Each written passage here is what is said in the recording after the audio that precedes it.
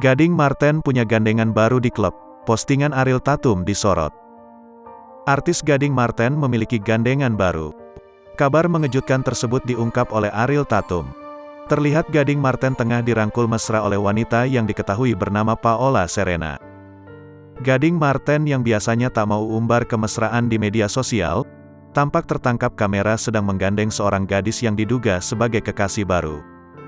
Dalam video yang diperlihatkan oleh Ariel Tatum, Gading Marten tampak bersama seorang model bernama Paola Serena. Model bernama Paola Serena itu merangkul mesra Gading di sebuah klub. Di sana juga ada Ariel Tatum yang memotret keduanya. Begadang sampai larut malam hanya untuk mereka berdua Gading, Paola, Serena, tulis Ariel Tatum pada Instastory-nya, Selasa, tanggal 15 November tahun 2022.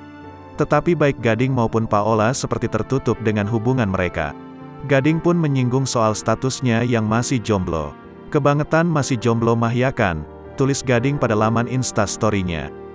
Ia juga mengucapkan selamat ulang tahun untuk Giselle yang berulang tahun hari ini. Di lain sisi, Paola pun belum mengklarifikasi apapun soal hubungannya dengan Gading.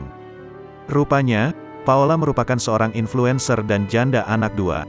Paola Serena pernah menikah dengan pria bernama Gorby Tambunan.